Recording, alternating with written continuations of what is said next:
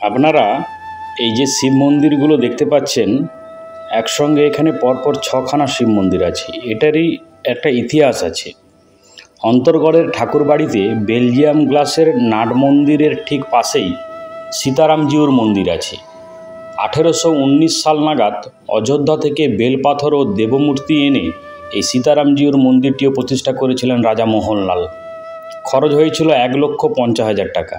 এই মন্দিরের দেবী গ্রহ রাম, সীতা, লক্ষ্মণ, ভরত, শত্রুঘ্ন প্রতি বছর রামনবমীতে তাদের নিয়ে রথযাত্রা উৎসব হয়, যার সূচনা করেছিলেন মোহনলাল খান। রাজা মোহনলালের ভগবান রামচন্দ্রের প্রতি অনুরাগের কারণ রয়েছে। তার 4 জন রানী ছিলেন। প্রথম 2 রানী অপুত্র অবস্থায় অকালে মারা যায়। দ্বিতীয় স্ত্রী মারা যাওয়ার পর তিনি তৃতীয় বিয়ে করেন। দীর্ঘদিন তৃতীয় রানী কুন্দনলতার সন্তান না হওয়ায় চতুর্থবার বিয়ে করেন রানী রঙ্গলতাকে। চতুর্থ বিয়ের পরেই পুত্র কামনায় মোহনলাল রাজগড়ে রঘুনাথ মন্দির প্রতিষ্ঠা করেছিলেন।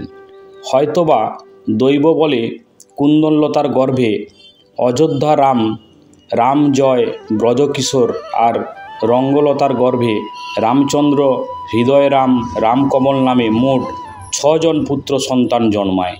রঘুনাথকে অনুসরণ করে রাজা মোহনলাল তার পুত্রদের এমন নাম রেখেছিলেন।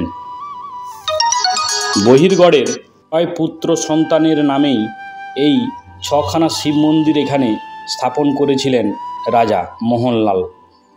আর এখানে দেখতে পাচ্ছেন আপনারা সেই রাস মন্দিরের বা যে রথ, সেই রথটাও আমরা আপনাদেরকে এই ভিডিওতে দেখাচ্ছি। এখানেই এই ছাউনির নিচে নাড়া জলের এই দেখুন, এটা সেই 25 চূড়া বিশিষ্ট রাস মন্দির। এখানেই রাস হয়, 25 চূড়া বিশিষ্ট রাস মন্দির। আর ঠিক এরই পাশে রয়েছে সুউচ্চ একটি রথ, যে রথটি এই রাসের সময় চলে। এখানে রথটা রাখা আছে। এরই কাছে, এই রথের কাছেই 6ষ্ঠ শিবালয়। 8 চালা রীতিতে গড়া শিব মন্দিরগুলি রাজা মোহনলালের 5ম পুত্র ব্রজকিশোর খান 1765 শতাব্দে প্রতিষ্ঠা করেন।